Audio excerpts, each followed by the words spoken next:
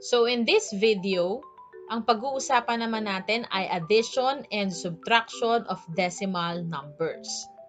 So for example, we have here 9/10 plus 5/10. So we have 9/10 plus 5/10. Ito ang kailangan nyong tandaan. Kailangan yung decimal point magkatapat. Gayun din yung mga decimal places at yung mga places sa whole number. So, dito dapat magkatapat yung nasa tens place. So, 9 plus 5 is 4, carry 1. And then 1 plus 0 is 1. And then yung decimal point, huwag nyong kakalimutan. Kokopyahin nyo lang din. So, kopyahin nyo yan. So, magkatapat yan. So, ang answer dito sa 9/10 plus 5/10 ay 1 and 4/10. So, another example. So, 14 and 7/10 plus 123 and 435 thousandths. So, again, kailangan yung decimal point magkatapat. Ganun din yung decimal places at yung mga places sa whole number. So, para hindi malito, kung mapapansin nyo, ito merong 3 decimal places, dagdagan natin ito ng zeros. So, di ba, pag naman dinadagdagan natin ng zeros ang decimal numbers, hindi naman nababago ang value. So, 0 plus 5, 5. 0 plus 3, 3. 7 plus 4 is 11. So, 1, carry 1.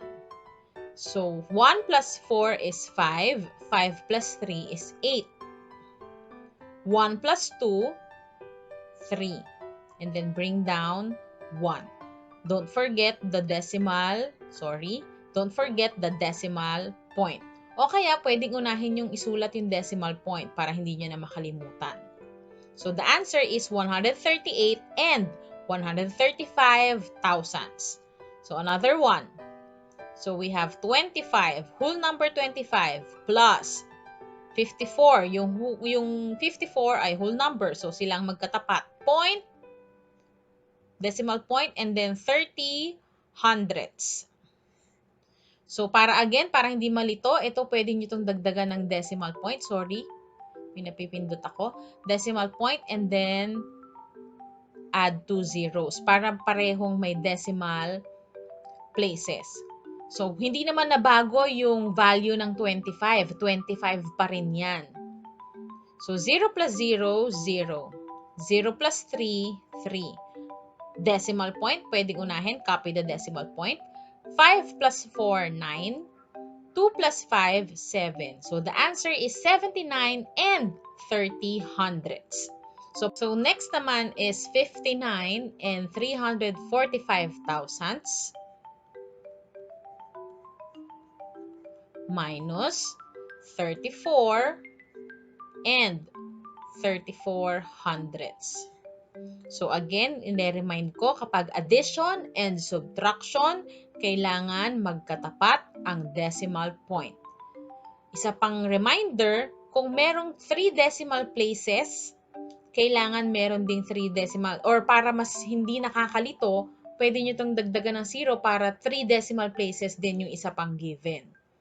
So 5 minus 0 is 5.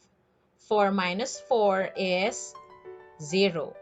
3 minus 3 is 0. Copy the decimal point. Katapat lang din. 9 minus 4 is 5. 5 minus 3 is 2. So the answer now is 25 and 5 thousandths.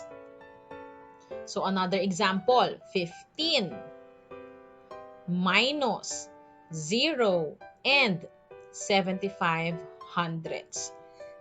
So, kung merong dalawang decimal places dito, yung 15, lalagyan ko ng decimal point at ng 0, dalawang zeros.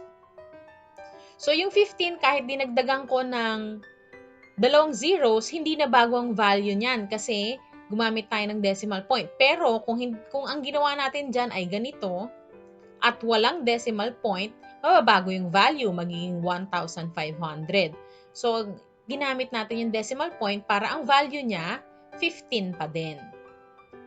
So, pwede na tayo mag-subtract. 0 minus 5 cannot be. So, ito magbabaro tayo sa 5. So, this one will be 4.